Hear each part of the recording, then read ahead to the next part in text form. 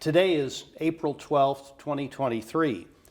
My name is Jim Concannon. I was a professor of law at Washburn University School of Law for 47 years, including 13 years in which I was dean. And in those roles, I had the privilege of wonderful opportunities to work with this remarkable person that I get the chance to interview today. Retired Judge Deanell Reece Tacha.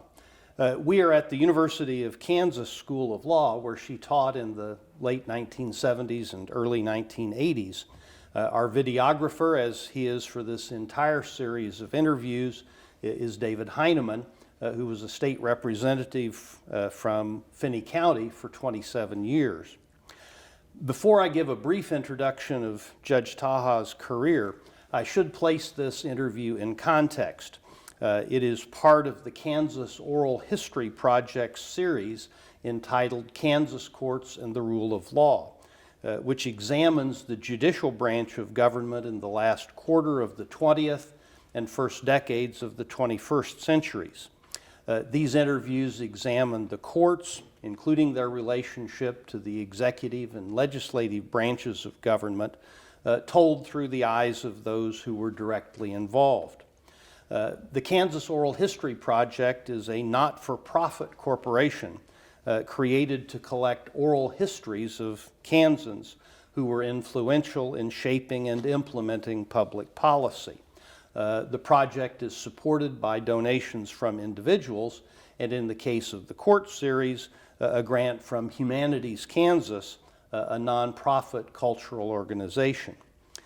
Although this interview will focus on Judge Tacha's service on the United States Court of Appeals for the 10th Circuit, including as its chief judge from 2001 to 2007, her career has touched nearly every aspect of the legal profession.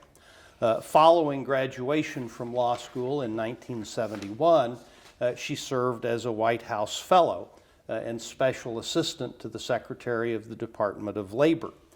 She then practiced law in the oldest major law firm in Washington, D.C., before returning home to Kansas to become a small town lawyer in Concordia, engaged in the general practice of law. Then in 1974, she joined the faculty of the University of Kansas School of Law, serving for 3 years as director of the school's Douglas County Legal Aid Clinic, and thereafter teaching for many years in various courses such as administrative law. She was for a time associate dean of the law school and later served as the university's vice chancellor for academic affairs. Deanell was not yet 40 years old when President Ronald Reagan in 1985 nominated her to the Court of Appeals, on which she served until 2011. She was only the second woman to serve on the 10th Circuit. But her leadership in the federal courts extended far beyond the 10th Circuit. She was a member of the Judicial Conference of the United States, was appointed by then Chief Justice Rehnquist as chair of the Committee on the Judicial Branch, which oversees the federal judiciary's relationship with Congress and the executive branch, and later was appointed by Chief Justice Roberts to the Executive Committee of the conference. Time doesn't permit me to recite all the many recognitions Judge Tacha has received, but I have to mention one example. She was the 2008 recipient of the Devitt Distinguished Service Award, Service to Justice Award. It's an award that's been made every year since 1983, and it is the highest honor that is given to an Article III federal judge for lifetime service and advancement of the rule of law.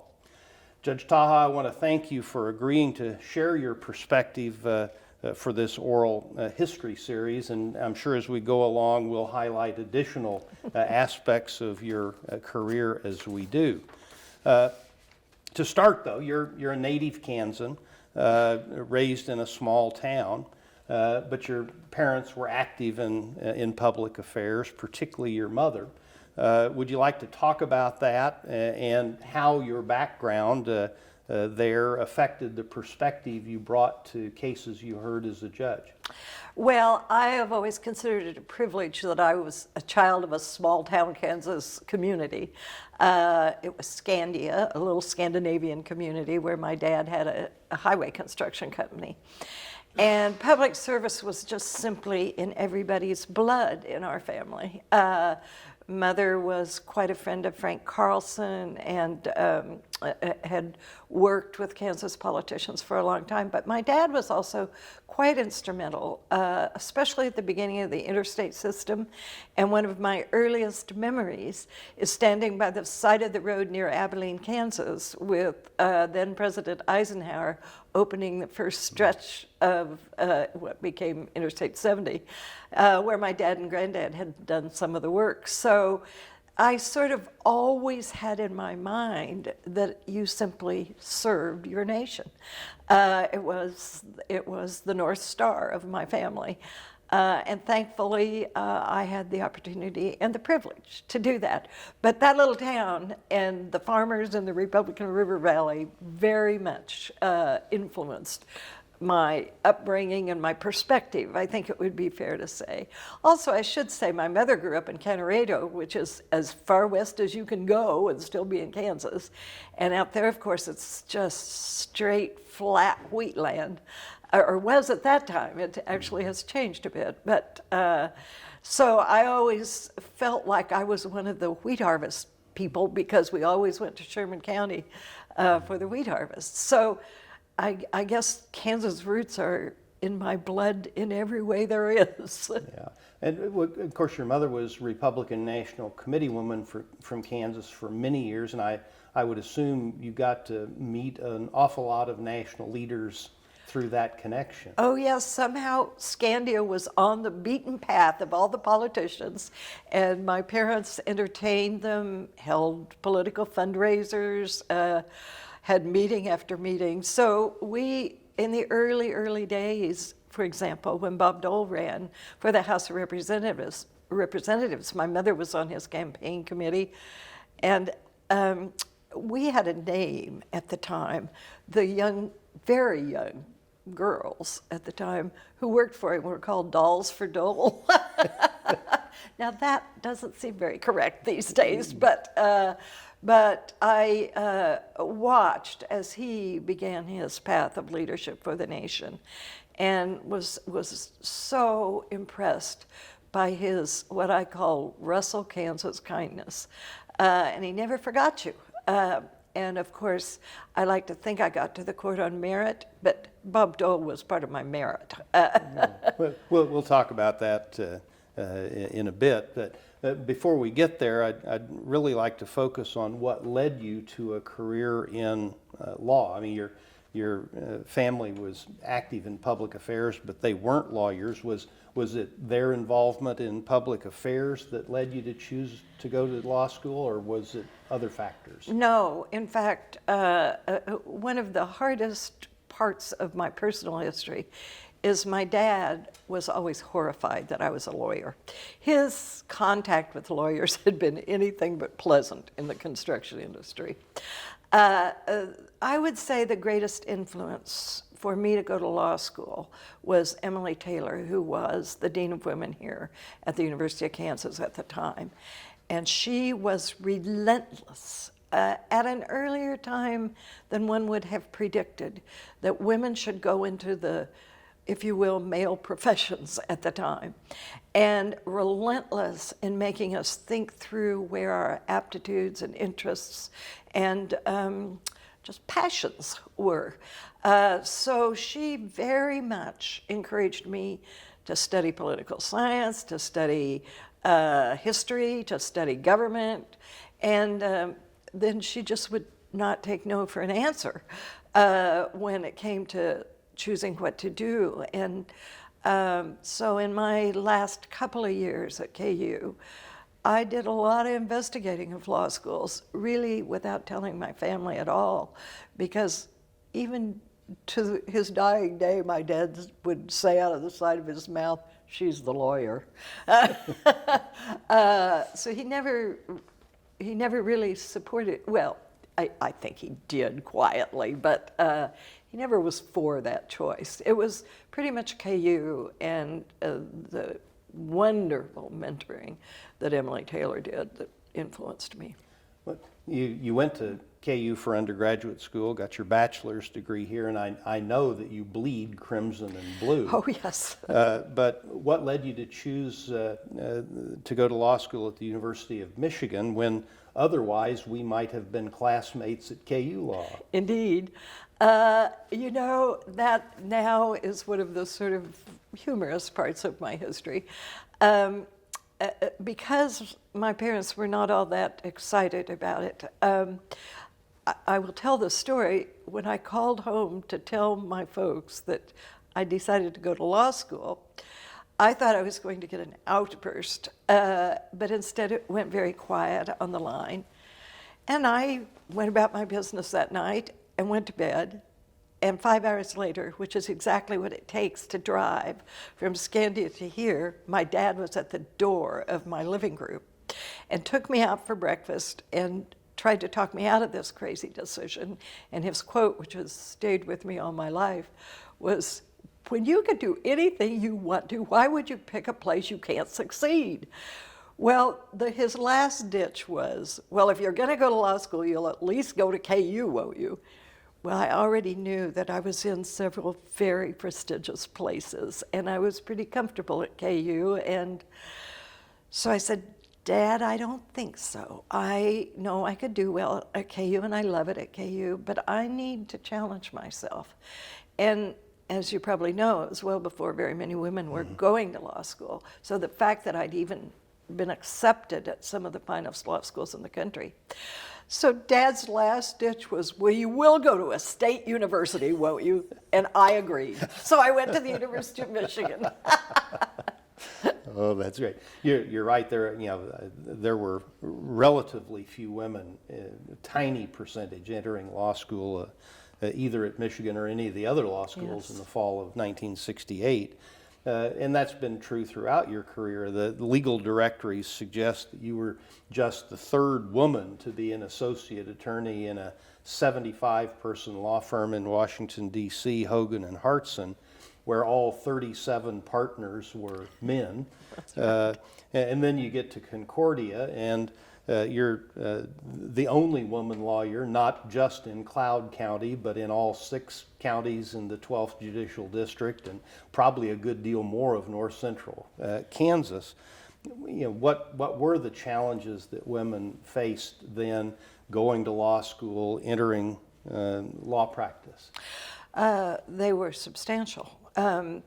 And it's hard to describe now, even in polite terms, how we were treated. The women in my class at Michigan have stayed fairly close, and as a postscript, the men in our class dedicated a scholarship to us this last year and gave a substantial amount of money, recognizing the treatment that we had had from such things as being called on in criminal law before several hundred for the goriest details of the cases. And then trying to get hired was very difficult. I was fortunate in that there was a Kansas City firm that no longer exists, but 2 of the partners, Herb Kahn and Tom Van Dyke, I'll say who they were, took a chance on me and gave me a summer internship in Kansas City after, I guess that was after my 2nd summer in law school. But then when I was ready to graduate, I had a number of offers around the country. None, well, I think I could have gone back there, but of course I got to be a White House fellow. And then I went to Hogan and Hartson, and you're right, there were very few, 3 of us. And we were quite close, but then I did what you should never do when you're the token woman. I married the high school basketball coach in Concordia, Kansas, with whom I'd been in love for some time, and went back to Concordia, Kansas. And I confess that I thought my career was over. And it was in some ways a very difficult time for me. No one would hire me. It was not only lonely, it was like shocking. But one lawyer in Concordia allowed me to office share with him and took me on, and Tom Pittner, and he helped me. But the person who helped me the most was one of the literally deans of the Kansas judiciary, Marvin Brummett, who was the district judge out there. And I shall never forget that he was the one who mentored me. I could tell about my very first court appearance before him was just a kind of a regular divorce case. And I had prepared and I had done everything and I knew everything. But at the end of it, very kindly, Judge Brummett said, "Counsel, you may wish to ask her where she lives." Because, of course, in a domestic case, domicile is everything. But my client never knew that was a ridiculous mistake. And Judge Brummett taught me a very good lesson in the most kindly and gentle way. So when I think about the sort of persona of a judge, I always see Judge Brummett. Well, you didn't practice in Concordia all that long. Back in those days, there weren't very many women on law faculties either. How did you come to move from Concordia to be on the faculty here at KU? Well, of course, people who were inside the law school at the time would probably know more than I do, but I know that there were several Michigan graduates at the time. Dean Dickinson, Mike Davis, George Coggins. We kind of called ourselves the Michigan Mafia at that time at the law school. And so I give Dean Dickinson enormous credit because he kind of found out I was out in Concordia, and I came in, I drove one day a week that spring semester and taught media in the law here. And then they gave me the permanent offer that fall. And so to their credit, they took a chance on me, but I was not the first. Right. Louise Wheeler preceded me and did so in very fine fashion. And so I wasn't the first. In fact, I've always said I was so fortunate. I wasn't the first most places. I was the second on my court, the second on this faculty, the second woman chief judge of my court. So I had very, very good role models in the women who preceded me. Yeah. We've made substantial progress. The two 10th Circuit judges appointed from Kansas after you were women. You've always been an advocate for the legal profession and the judiciary to reflect the diversity of the society they serve. And I know you were on the American Bar Association Commission on Women in the Profession.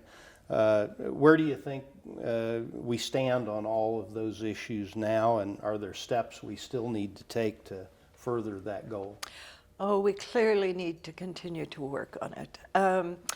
I will refrain from political statements, but there are issues before the nation and the world that relate so directly to women and their ability to be employed, to be good mothers, to be good community members, all of those things.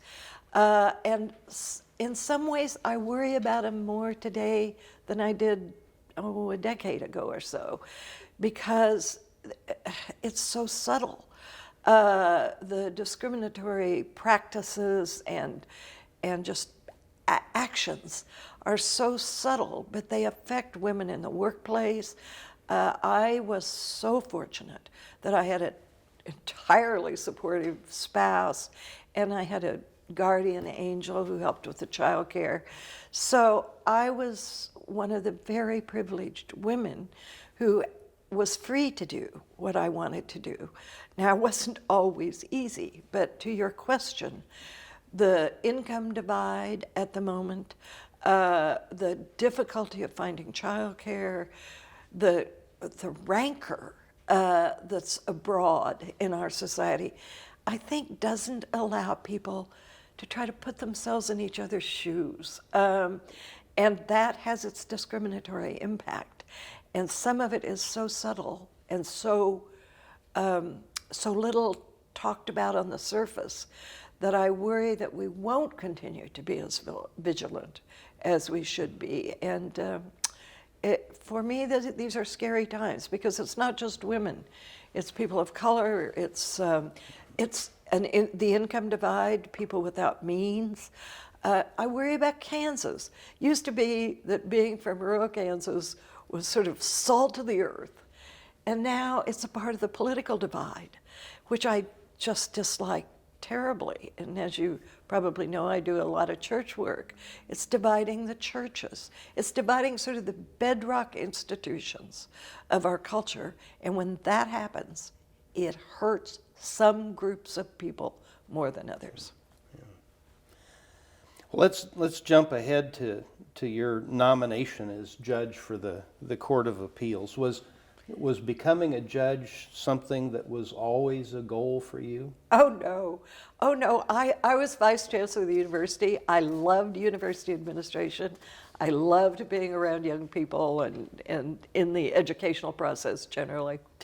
So as a matter of fact, I got contacted quite a few times, and quite a few times said, no. Also, for the position that I ultimately got, there were at least two other candidates who were considerably more senior to me and had great experience and were quite distinguished, who both very much wanted the position, and I knew that. So I kept saying no. Now, I do not know what went on behind the scenes, but finally I get this call from Bob Dole, who said, this is the time to do it. Kansas has a new position, and he said, I am really interested in you getting it. And I said, all right, if you can prove to me the other two people will not get this position. 5 minutes later, I had a phone call from a very high federal officer saying, you're the one we want to nominate. And then I had to put my money where my mouth was. So no, it had not been an aspiration. And indeed, jumping far forward, it's probably I've been asked many times, why would you leave and go off to be dean again? Because I loved it. I loved university administration, crazy as it is. So no, it wasn't a lifelong aspiration, although I now know, in retrospect, it was exactly the right place for me. Yeah. But you mentioned the role that Senator Dole had in all of that, and maybe focus a little bit on process. The other appellate judges who've been interviewed for this series were all justices of the Kansas Supreme Court, and they've described the nonpartisan selection method that Kansas uses to select its Supreme Court justices, with a nominating commission of a mix of lawyers and non-lawyers who vet applicants and produce a list of 3 candidates from which the governor then selects a nominee.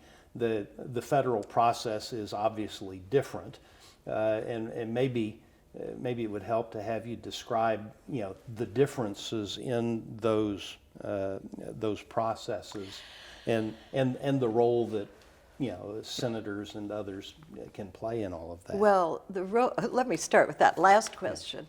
Everybody who aspires to a judicial position in the federal judiciary should know that the senators, of course, and the representatives, I might add, have a very important role to play, and that's as it should be. The advice and consent clause of the Constitution, especially in the Senate, makes that very important. It was very important then, it still is. When I came through, it was not nearly as politically, shall I say, charged as it seems to be now. Now, it was political, and there were, I have many anecdotes about what happened, but I will say that when I came through, you were sort of summoned, you were nominated, you were summoned to the Justice Department, and you were asked a bunch of questions. And I remember it very clearly because I had all these little kids, and we were hiking in Rocky Mountain National Park when a park ranger came for us and said, she's supposed to be in Washington on Monday. This was on like Saturday or Friday. Well, we had to hike it back out of Rocky Mountain National Park. I had to get on an airplane. I came back to Loris because I didn't even have clothes to go to Washington for an interview. And to his enormous credit, Professor Francis Heller, who taught constitutional law, spent a Sunday afternoon with me, because I'd been running a university. I hadn't been kind of keeping up with con law. And he spent a whole Sunday afternoon actually in this building, just prepping me for what the hot constitutional law issues were at the time and what I might be asked and that kind of thing. And it was perfect. I, within an afternoon, had the whole of recent constitutional law, went to Washington. I was never asked in those interviews how I would rule on anything. I was asked very good questions about the Constitution and about a federal division of power and a whole lot of very appropriate questions at the Justice Department. It was in what I think is still the Office of Legal Counsel. And they were hard and they were interesting and they were kind of debate style questions, but they were not, insofar as I could discern, targeted toward how I might rule on anything. I hope that hasn't changed. I get the sense that there may be some change in that process. But for me, it was an interesting, very challenging, very interesting process. Now, at my confirmation hearing, which now, of course, they seem to be much more politically charged as well. But there were very, very few questions. I did have one detractor show up from KU who wanted to complain about somehow how the university treated the hiring of various kinds of people. But other than that, the questions were quite soft. And in fact, Senator Thurmond was chair of the Judiciary Committee at the time, and he asked a question that now would have him run out of there about how somebody with such a little baby was going to be able to handle this big job. And my answer to that was always, well, I was running a university with a $70 million budget. This seems easy. So, but they were very softball questions that I got. Yeah. But it sounds like your confirmation hearing was pretty benign as compared to the tumultuous hearings and bitter confirmations we've seen, certainly at the Supreme Court level. But, I mean, it has trickled down even to the Court of Appeals and the District Court, hasn't it? Oh, yes, it has. And I've watched those with great care. And my concern actually is not with how the senators are reacting or how the nominee is reacting. My concern is that the public is getting a skewed notion of what judges do. Judges don't decide cases on their own beliefs. And public education is such a critical part of self-governance that when the public gets the wrong idea about how decisions are made or are led to believe that what I believe about X issue is how I'm going to rule on something, then they don't understand the judicial role. And I hope every single one of those nominees will be deciding on the facts and the law, because that's what they need to be doing. But I worry that those very volatile confirmation hearings send the wrong message to the public. Yeah, and I suppose a bit of a follow-up on that in the context of Kansas. When you left the court, it was 3 years before Nancy Moritz, who was then a justice of the Kansas Supreme Court, was confirmed to be your successor, and the vacancy created when Judge Briscoe became a senior judge in March 2021. Now is the vacancy that's been open the longest of all of the federal courts of appeals. And President Biden's nominee for that, Jabari Wamble, a first person of color from Kansas to be nominated, expired with the end of the last Congress. Is there a reason, a sense why we've had these problems in Kansas and what impact, both on public confidence and on the working of the courts, does that have? I'm not naive. I understand that politics will play a big role. In my view, it's playing too big a role. What you should look at is whether the person is qualified, whether they are dedicated, whether they have the right attributes of citizenship, of demeanor, of all of the things that would be required. I was so dismayed. I thought I would be replaced immediately, or I might have made some different decisions. It just never occurred to me that in Kansas, they wouldn't be able to kind of come up with a qualified, great person. And at the time, I had my own favorite. But that aside, it took so long. And now, for Judge Briscoe's position, it's taking so long. And I guess the good and the bad of that is the court will keep on working. They won't quit. And no matter how short-handed they get, they will keep the workload up. But it deprives Kansas of that, it's not representation, but it is in a way, on the court. And the Kansas lawyers who appear before the court do not have that context. You know, I've said I was a Kansas wheat farm person. That means something. I will never forget sitting in the Judicial Conference of the United States, and I won't name the judge, but giving a very distinguished judge a lesson on what alfalfa is. I mean, it's just differences of where we come from. And I think that deprives this state and all the states that are laboring under this from what was supposed to be their representative on the court. Given the problems with the confirmation process, trickling down to the lower levels, some folks at the state level have argued that we ought to replace the nonpartisan selection system that Kansas has with the federal model, of just flat-out gubernatorial appointment and Senate confirmation. Are there differences, or is that a good or a bad idea? Oh, I think we should keep this retention system that we have with all the committees or commissions that look at qualifications. When I was out in California, I did a fair amount of work there because there was some pushback to try to go to fully political appointments. And think about that in California.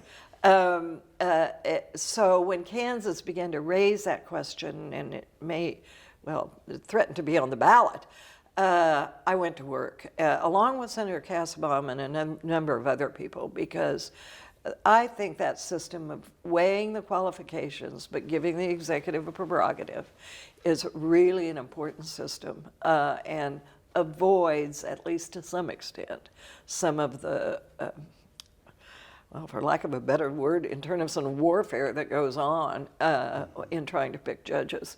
Because the best judges out there are the judges that are going to read the law, look at the facts, look at the precedent, look at, what the situation is, and decide it as closely as they can to what that precedent is. So you don't want to get too far away from that merit selection process. Yeah. We've been referring a lot to the Court of Appeals as being from the 10th Circuit. For the benefit of non-lawyers who might be watching this interview, could you explain how the federal courts are organized by circuits, what the composition of judges on the court is, and how the court goes about conducting its business when the judges are all over the place and not in the same place? Sure. Just a sort of a basic lesson in the judiciary. The federal judiciary is divided into, first there are district courts, and in each state there are federal district courts. In Kansas we have actually more than most people know, because all of the forts are also places of holding court. And we have a lot of forts in Kansas, but principally it happens in Wichita, Kansas City, and Topeka, where are federal district courts. Then appeals from those federal district courts go up to a geographic circuit that consists of several states. in the case of the 10th Circuit, it's 6 states, principally Rocky Mountain and prairie states. But we are Kansas, Oklahoma, New Mexico, Colorado, Wyoming, Utah. But each part of the country is divided into a geographic circuit that is numerically numbered. So, for example, the First Circuit is up in the Northeast, principally in Boston, but in the Northeast. Then the Second Circuit is in New York and the surrounding areas. And then the Third Circuit, you go down to the Florida and the South. And then the Fourth Circuit is in the more the eastern part of the middle of the country. And it goes that way to the Ninth Circuit, which is in California and Arizona and Washington and Oregon, and Guam, and Hawaii. So the appeals from each state district court go into these geographic circuits. And the circuit courts of appeal, you get an appeal of right. So everyone can take their appeal from the district court to the circuit court. That is not true at the next step. At the next step, to go from the circuit court to the United States Supreme Court, which is the next step, it takes a petition for writ of certiorari, which says they decide whether they take the appeal or not. But in the circuit courts of appeals, it is an appeal of right. And then to the point of how you do your work remotely, now that probably has changed even since I was on the court, but what we did was did our work in our home chambers. I had mine here in Lawrence, as does Judge Briscoe. But then we did it by mail or phone. Now I'm sure it's email. It's probably even something more sophisticated than that. I don't know how they're doing it exactly. But anyway, it's a remote exchange of ideas. And then you go to Denver in the case of the 10th Circuit for the oral arguments. But COVID even changed that a bit so that now some of the oral arguments are still being done remotely.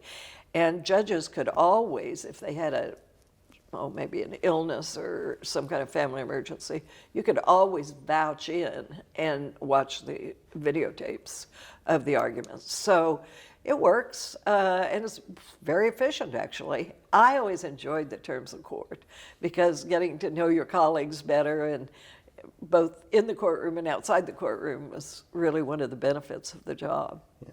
So you have judges on the court from all these different states. What was the process then? I assume it hasn't changed, of how you decide which judges are going to hear which cases? Oh, that's an important question, and it was sort of a hotly discussed question. In the 10th Circuit, and now I think in all the circuits, but I don't know that for sure, it is a total random draw. So you just put it's probably by computer now, but anyway, you put the name of the case into the hopper and you draw out 3 judges. And we like that system a lot. I don't think it was always done that way in the 10th Circuit, but certainly almost all the time I was there, it was done by random draw. And I'll just never forget the day, we didn't announce until the morning of the arguments who was on the panel, and I'll never forget the day that it was an all-female panel for the first time ever in the 10th Circuit. And the lawyers took a look at the docket, and we took a look at each other because we were, we got out on the bench, and later, I think it was the Denver Post, one of the newspapers, quoted lawyers as saying, well, they asked very good questions. Like, shocker.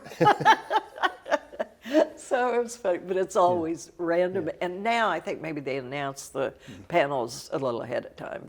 But I suppose what that means is the fact that a case was tried in the U.S. District Court of Kansas, when it gets to appeal to the 10th Circuit, there may be none of the judges from Kansas who may be on the panel, even if the case is one based on state law and that's only in federal court because the parties are from different states. That's correct. That's correct. You're never you're never promised somebody from your home state.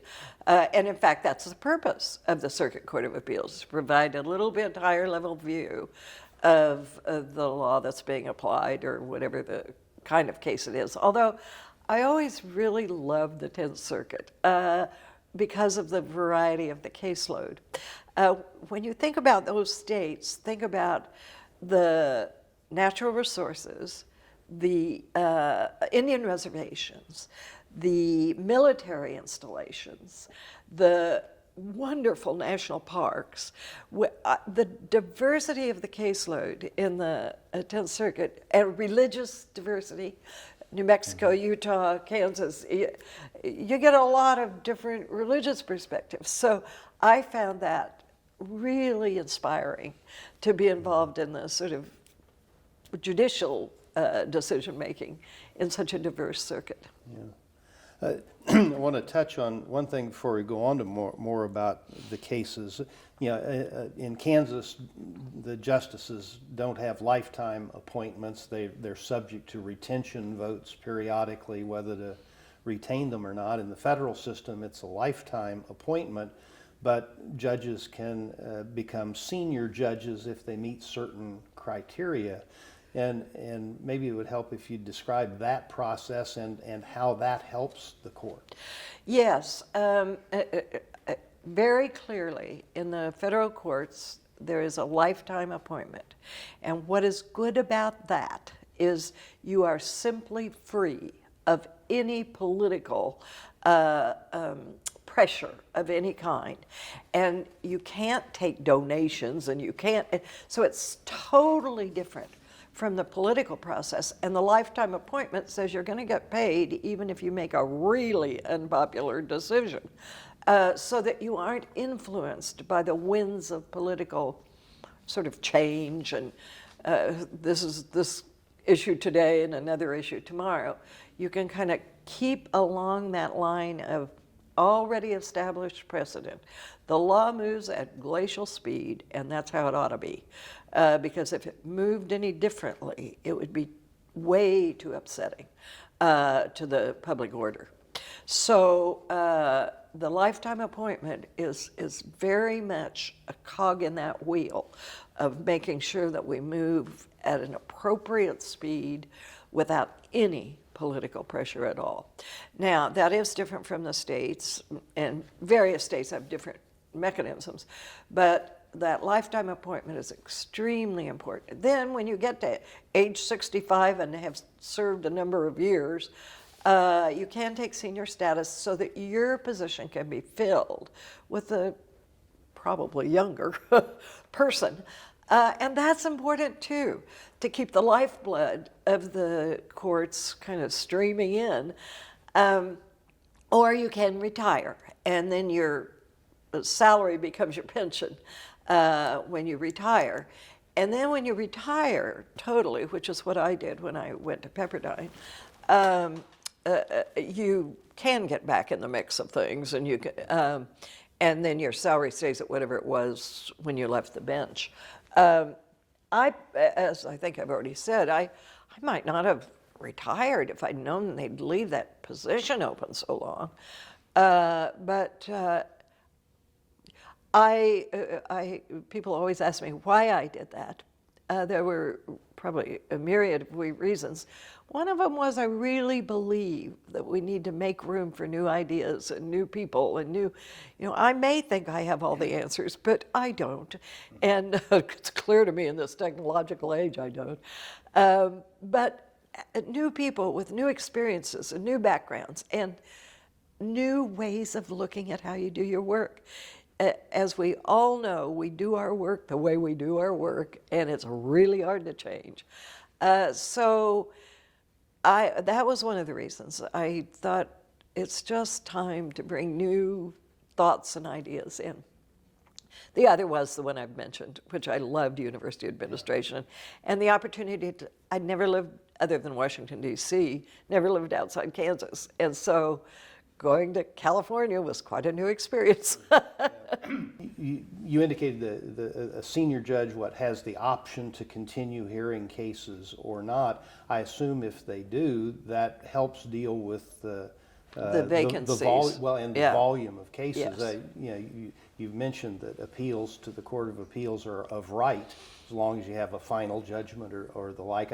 Were there difficulties when you were chief judge, or really the whole time, in managing the volume of appeals that you had? Yes, it was always a challenge because it comes in fits and starts. But the criminal law load, it was always heavy.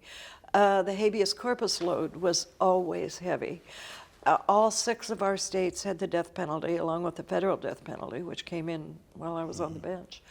And those cases simply must be dealt with.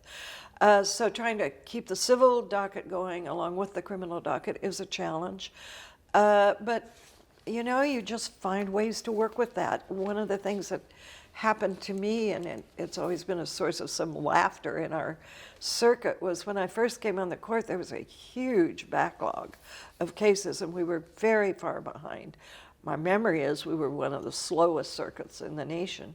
I couldn't stand it. Just drove me crazy. So one time, we simply all went to Denver, and this is before everything's computerized. We all went to Denver and had the staff bring those files in on these giant carts, and for a whole week, we just put them in oral argument, non-oral argument, send it to the staff, all kinds of categories. Well, within a year, we'd gotten caught up, and but everyone who was at that retreat remembers that I said, all right, we're going to take the whole load and we're going to divide it up. And we got caught up. So yeah, being proactive, I can imagine that you'd be one who would do that. You mentioned some of the categories of cases that would be a bit unique to the 10th Circuit. What were the cases, categories of cases that were the most challenging or difficult for the court?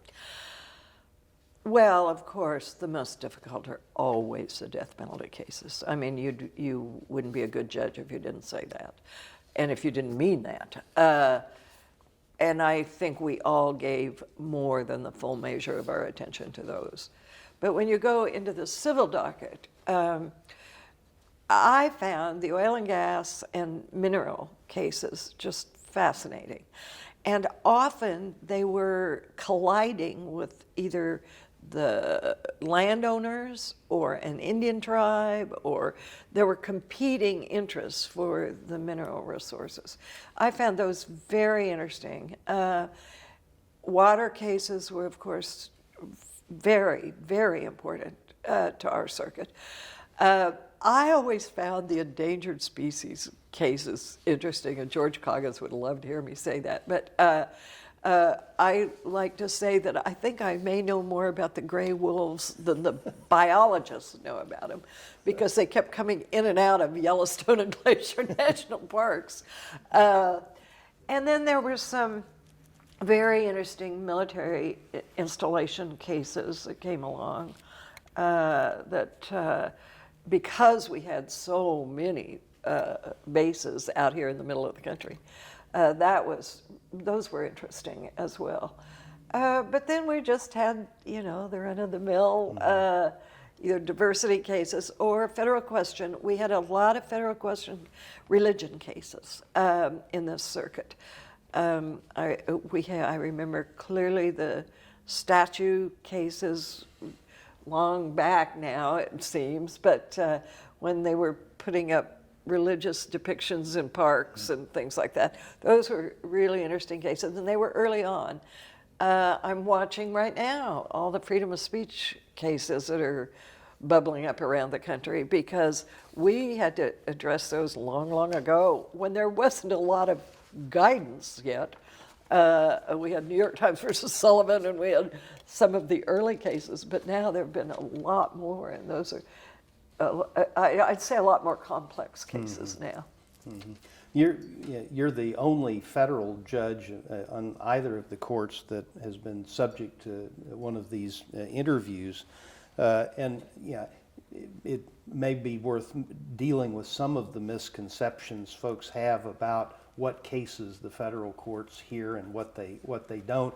I know there are a lot of folks who think that every case that has any issue of federal law in it can be filed in federal court, and that every case that's based on federal law has to be filed in federal court. Right. You know, go back to your law professor days and tell us why those are misconceptions. Well, they are misconceptions because the federal court, getting sort of back to basic civics, but the federal courts are courts of limited jurisdiction.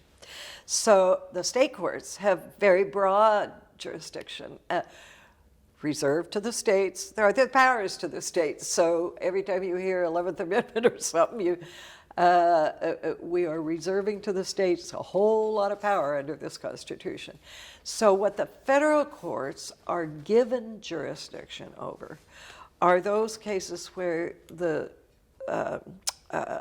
litigants are from more than one state, diversity of citizenship, plus a given dollar amount, and that changes from time to time, and over federal question jurisdiction, but that is not necessarily decided in federal court. That can be decided in the state courts as well. Again, federal courts limited jurisdiction, state courts have broad, wide jurisdiction, statewide. And and then I guess I should say a third category is federal habeas corpus. The federal courts do have authority to review what's called habeas corpus, which is a big fancy legal term for, it essentially means, is this person improperly held by the state or the federal government? It's an incarcerated person. And so that your sort of last point in the appeal process in a federal criminal case is the right to appeal to the federal courts, saying there's a constitutional violation and that it should be remedied in the federal courts. Now, those are numerous in number, not many granted, because the state courts do a good job. They are quite capable of doing that. Once in a while, once in a long while, there is a habeas corpus case that has merit and that needs to be given very serious consideration. But outside the area of habeas corpus, you could have a federal issue that comes up in a state case, and the state decides it one way, and the same issue comes up in a wholly separate federal case, and your court could decide it differently, and That's right. The state's not bound by your decision. They don't have to. They don't have to go by what we say. These days, there are some competing federal circuits at the moment on some very important issues, and it's going to be interesting to see how those get resolved. And yeah, that's one of the reasons why the Supreme Court might grant certiorari, when there is that kind of a That's conflict right.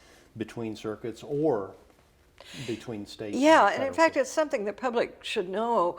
In writing an opinion in a case like that, where it's a matter of broad national concern, it's the judges always try to, if you will, flag in the opinion, not privately, but in the opinion, that this is one where we differ from the Second Circuit or somebody else, or we differ from a state court. So you kind of give the United States Supreme Court a little peek at whether the petition for certiorari should be granted. And it is one of the areas where they, I think, try very hard to resolve splits that are of national importance. Yeah. In the introduction, I mentioned your appointment to the United States Judicial Conference. Would you describe its role in the administration of the federal courts and specifically the committee you chaired on the judicial branch? Yes, the Judicial Conference of the United States is chaired by the Chief Justice, and it consists of the chiefs of each of the circuits, plus an elected district court judge from each circuit. So there are 2 judges from each circuit on the Judicial Conference. And it does the whole of the administration for the federal courts, adoption of rules, adoption of timetables, approval of courthouse projects, approval of staff changes, whatever it takes to administer a big institution. Now, we of course have the Administrative Office of the Courts in Washington that does, the Judicial Conference makes the decision and they carry out whatever that decision is. The committee that I chaired was the Committee on the Judicial Branch, because one of the things that's so important in our system of government is that the three branches talk among each other. And there aren't really good mechanisms for that. The Chief Justice gives his State of the Courts address, State of the Judiciary address every year. But there are ongoing things. I give an example. When I was on the conference, the first Violence Against Women Act was in the Congress. The Judicial Conference of the United States was not, well, I shouldn't say it wasn't concerned. Their concern was with how that would be administered through the courts, because it removed from the state courts a wide range of behavior that had been in the state courts and would move it to the federal courts. So the concern of the Judicial Conference was about how we would handle in the federal courts that sort of change in jurisdictional reach. So we had to go visit with Congress and the appropriate committees and so on to kind of work out what the issues were among our branches. Similarly, with the Justice Department, we've got U.S. attorneys all over the place, when things would get a little out of kilter administratively, then we'd have to work with the Justice Department. So my committee's job was to do that interaction with the other two branches of government.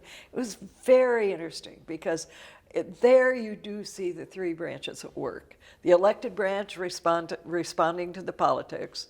The executive branch, of course, they respond to politics too, but theirs is more, how do we get this done?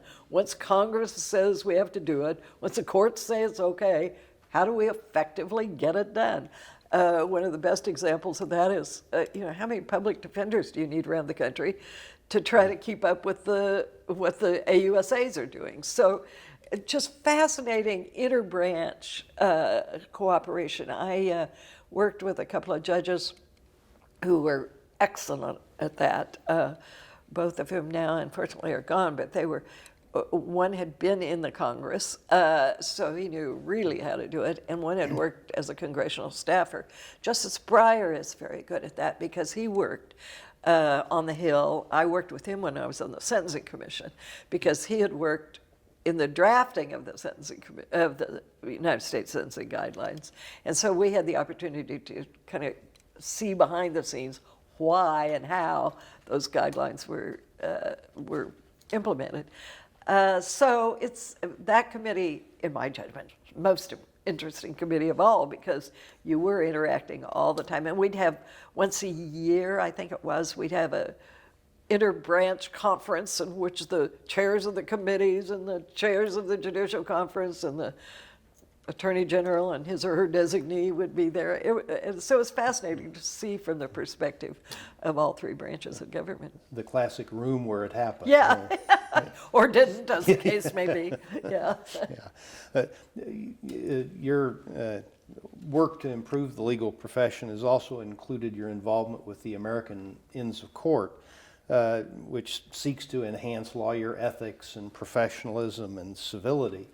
You helped start the inn in Lawrence and served on the National Board of Trustees and as president of the American Inns of Court Foundation for 4 years. Would you like to talk a bit about that and why you're so passionate about how that movement can help the profession? Well, this is where I really am forever the optimist. Despite all the political rhetoric, despite all the jousting that goes on in the courtroom, I really believe that the legal profession is the instrument for civil discourse. And when I say civil discourse, it is trying to take the most intractable of our problems, whether it's a courtroom case or whether it's something pending in Congress, or whether it's a worldwide issue, lawyers are trained to take those hard and emotional and sort of passion-inspiring issues and argue civilly, argue thoughtfully, listen carefully to the other side, treat each other with respect. I believe that if lawyers will behave as they are professionally required to behave, with civility, with respect, with the kind of fully educated understanding of the issue, that we could help not just this nation, but the world try to address some of the problems that we have. No one has all the right answers. Nobody knows better than a judge that there are way more than one side of a case and one viewpoint on an issue. And so early on, Chief Justice Berger actually asked me to start the Supreme Court Fellows Program. I didn't do that, but he did convince me. He, along with Judge Christensen from Utah, convinced me way back in the early 70s that the thing to do was have an American Ends of Court movement that talked about these values of professionalism, civility, all of the professional ethics that are required of a lawyer. Now, do we live up to those standards? Most of us try, but I have been really just wholeheartedly devoted to that, because I think Chief Justice Berger and Sherman Christensen were right, and never more than now. Even though they've gotten, I don't like to bash anybody, but when it gets to be a soundbite on the media, then it's hard for thoughtful discussion to occur. And I'd like the lawyers to be the catalysts for that thoughtful discussion. Yeah. And we're fortunate to have 5 American Ends of Court in Kansas. In Kansas, yes. And they're thriving, by the way. They're doing very well. Yeah. I'm very proud. You mentioned the international element, and I can't quit without asking you about your work in Albania, developing the system there, which must have given you a new perspective about our Constitution and our legal system. Would you like to talk about that? Yes, I was called to be part of I think it was 5-person delegation that went to Albania just after the Velvet Revolution, and I'll try to do this very quickly. But there was at one time that Albania had the most repressive dictatorship in the world, and that's saying something. And so we were asked to go in. There was a law professor, there was a president of the American Bar Association, 2 judges, and there was, anyway, really, really a distinguished group going in to help them write a constitution. And I probably should have written a book about this experience, but just to give you a flavor of it, when we landed, you weren't on commercial. I mean, they hadn't had commercial flights in there for very long. And when you landed there, you landed on what you see on TV, the old World War II octagonal brick runways with grass in between them, bouncing along into the Tirana airport. The Tirana airport was open. There were no windows, and in fact, in most of the government buildings, there were no windows, and you would see cars and trucks being pulled by donkeys because there was no gasoline, all that. And so here we are meeting with this delegation in Tirana to try to build a constitution. Well, you don't realize what you take for granted about our system of government when you go into one that has none. And I will never forget the question early on, well, where do people get elected from? And of course, in our naive, we go, well, counties. And then we realize there are no political subdivisions. It is just a country. And so trying to to get into the minds and history and traditions of another country where they've been under these terrible conditions, and say, oh, you elect them from counties. Well, we don't have counties. So, or we elect them from school. No, we don't have those.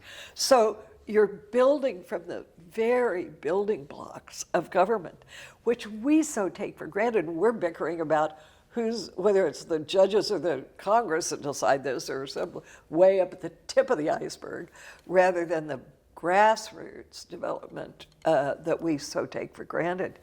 Our roads, or that's where being the daughter of a contractor comes in. You go, hey, we got to have the Interstate Highway Act, and we got to have this and that. So it was amazing. Someone had given me the advice to take chiclets with me. So I took chiclets. I was like the Pied Piper. They hadn't seen colored candy. They hadn't seen, those little children were after me everywhere for the chiclets. I have so many stories. They had been under such repression that people who had tried to escape were shot. The bunkers across the country were there to keep their people in. And I have a story that, well, I guess I will tell it. You can take it out if you want to. I kept getting these scraps of paper with a name and maybe a town or a state or something. Couldn't understand it, couldn't figure it out. Well, finally, the only woman in that delegation took me aside very quietly and very surreptitiously, because she was afraid as well. And she said, my sister and her husband swam to Corfu. And we know they got out to Corfu because they got on Radio Free Europe to try to tell about the plight of the Albanians. And she said, here is her name, and it's somewhere in New Jersey. We don't know if she made it or not, but here's what we think, and I don't know how they knew that. Anyway, I get back to the United States, and I say to my secretary, on Friday afternoons, on my dime, this is back when it cost to do a telephone call, we're gonna try to find these people in these states, and we're starting with this person. And sure enough, this is before Google, before anything. Sure enough, there were 3 names in this one New Jersey town of this name. So I call one of them, and a very American, very youngish voice woman answers. And I said, have you ever heard of, she said, that's my husband's mother. And I said, is she alive? And she said, yes, she's very elderly. She said, then I tell my story. I'm a federal judge. I've been to Albania. I've seen her sister. There's this gasp. She is alive. She is alive. And then, so she says, wait, I have to, don't call the older woman till I get my husband to go over there and be with her when you call her. So sure enough, I waited 15 minutes. I called, and this woman, in very broken English, very elderly, just was in tears. They didn't know each other were alive. And there's a lot more to that story, but anyway, it was just a phenomenal experience. And as you probably know, in retrospect, Albania has tried to adopt a constitution many times and many iterations. Whether we, clearly we got the discussion going, but whether we accomplished what we'd hoped to accomplish remains for the ages. I don't know. But it shows we're pretty lucky to have what we have. Oh, you come home with this sense of, oh my land, are we fortunate. And every time I see Hamilton, which I've seen many times, I just go, oh, they were men mostly, those men left us a legacy that we cannot appreciate fully. Yeah, hard to follow up on that, but you have mentioned that you, although you could have been a senior judge and still hearing cases, you elected to give up a lifetime appointment for the one job in the world that is not a lifetime appointment, dean of the law school. Yeah.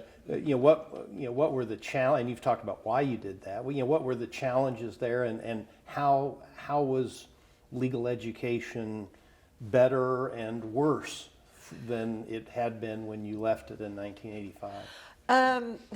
That is a subject for a lot of conversation. It's better in that there's a lot more.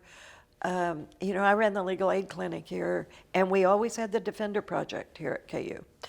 But clinical legal education was not really in the mainstream when I left legal education. It now is definitely in the mainstream, and that is a good thing.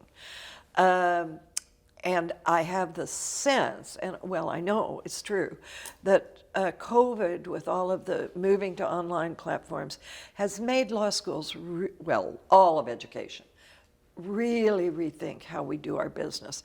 But I'd say that's one wonderful difference. And I think at Pepperdine they would say I had a part in making sure that a lot of that clinical education happened, and they do a great job out there. They do a lot of arbitration and mediation out there, and I kind of wanted to see that side of litigation. And they're absolutely excellent at that. So that part has changed for the good. What has changed for the terrible is how much it costs.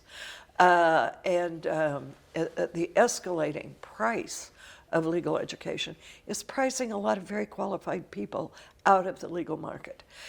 Now, I am hoping that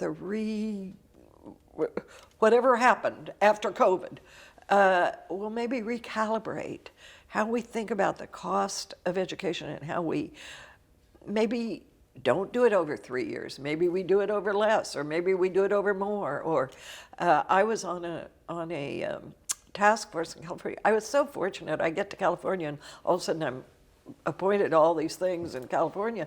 But I was on a bar task force where we looked at revamping the California law school curricula, and a lot of that was about clinical education. But also it had to do with cost. The other thing that I think is bad, and apparently now it's going by the boards, and that was all the power that U.S. News and World Report had. As you know from your dean days, I mean, you just died for that day those rankings came out, and then you died to be one or two above somebody else, which is ridiculous. Now, it sounds like to me we're retreating from that a little bit, which is a really good thing, because various law schools are good for various kinds of students. And cost is so driven by trying to outdo from number 56 to number 52. So that had changed the landscape. It wasn't near as important when I was in legal education earlier. I don't even know if we paid much attention to it, but certainly they were paying now. That certainly has an impact on cost, because the U.S. News drives schools to give scholarships not on the basis of need to diversify the profession, right, but to try to drive the numbers. Yeah. Well, it was a real sacrifice for you to go to Malibu, I suppose, to be dean at Pepperdine, but happily you stayed involved in Kansas public affairs while you were there in many ways, and returned to Kansas when you retired as dean. It's impossible to imagine you not being active. Would you like to share what you're doing today? But you have so many things going on. Yeah, well, I am delighted to be back in Kansas. When you haven't lived in California, you have no idea the traffic and the people and the trying to get from point A to point B. I go now out on the roads in Kansas, and it's just like I was liberated. I get to drive, and I'm not waiting on an off and on ramp. So that part, I'm just delighted. As you may or may not know, my husband didn't move with me, so we kept our home in Lawrence, and I really kept very much involved in this community and in the state. But what I'm doing now, first of all and foremost is I'm being grandmother, which I love. And I just had my 7th grandchild, and I'm just over the moon about that. So I love that and love watching what my children are confronting in the economy, in schools, in things that were such givens in my lifetime are not such givens for them. And they have lots of choices, but economics is a really big piece of it. I'm doing some arbitration, I'm doing some mediation, I'm doing some neutral consulting, which means just helping people think through what they should do with a case. I'm doing a lot of, I'm a United Methodist, and I'm on the United Methodist Judicial Council, which has its challenges. And so I'm doing a lot of that work right now. But I'm also just enjoying being back in Kansas. We have a little farm in Decatur County where my husband was born, and we still have the house he was born in. So we go to Decatur County every few weeks and just spend a few days on the farm. Not as farmers, I might add, but we very proudly have a family of organic farmers out there that we just are very proud of the work they're doing. And I keep very involved in Lawrence and in state issues generally. Yeah. So it's fun. I miss the court. I miss my colleagues. The caseload, there are other people who can handle the caseload, and maybe better than I did. But I miss my colleagues. Mm-hmm. The people in the federal judiciary that I know and knew are among the most dedicated public servants I have ever seen. They never get another dime except their salary. They never get much attention. You say they're a federal judge, but who can name them? I mean, it's pretty much out of the spotlight, unlike the political branches. But they work so hard, and they're such good people, and especially my colleagues on the circuit, so I miss that. Yeah, I can imagine. My fear preparing for today was that my questions would fail to give you an opportunity to mention other accomplishments that you've had that have had a major impact, or to say what you think is important to be said about the courts and the rule of law and where the legal system ought to be going. So as we wind this down, I want to give you a chance to do that. Well, thank you. I think in a way you did ask with the American the ends of court question. I am so concerned about the contentious nature of public discourse. We will not solve problems by throwing grenades. We will not solve problems by saying I'm better than you are, or my ideas are better than you are. We will not solve problems by telling people how to act, or what to do or what not to do, or what kind of person to be, or we simply will not. Human beings come in all shapes and sizes, all kinds of different differentiations, and that's a good thing.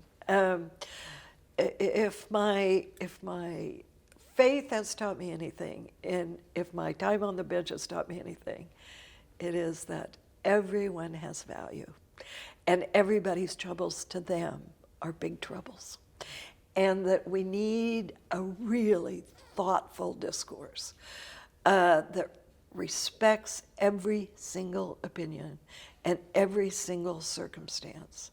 When you read a case and you read about the circumstances of individuals, let's say in the criminal courts or under some kind of protectorate or whatever, you realize you have not been in their shoes. And so I think the only way to get there is through thoughtful, civilized discourse.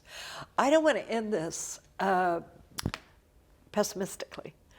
I look around at the much younger generation. I might skip one or two, but much younger generation who are open to so many new things, can do so many things. When my little grandchildren can run the TV better than I can, It gives me enormous hope when I watch these astronauts that are going to go to the moon. There they are sitting at the Final Four game. I mean, it just, the whole thing is so energizing. But my perspective on the world is clearly marked before 9/11 and after 9/11. On the morning of 9/11, I was in the Supreme Court conference room with the Judicial Conference of the United States, Chief Justice, chairs of the Judiciary Committees, head of the FBI, chief judges of all the circuits. It was, I mean, if you got a room together of powerful folk, it was that room. And at 9 o'clock, we had our coffee, and at 9:10, the Chief Justice told us to leave the room, leave everything on the tables, and of course you can imagine, you've seen the bedlam that it ensued. But for me, I mean, I could well have been the target. In fact, we thought we might be. And I lost some dear friends in that attack. So for me, it's lawlessness or lawful discourse. And we only have one choice for humankind to find ways to live together peacefully. We've got to. And I think the lawyers can help us do that. Judge Tacha, this has been a great privilege for me to listen to you and be inspired by you. You've done that with law students countlessly. You've always been very generous going back to the universities here and speaking at moot court and one thing and another. And you're just a genuine inspiration, and I'm glad we get to share this with many more Kansans. Thank you. Thank you. It was a privilege to work with you. Thank you. And Dave, you as well. Thank you.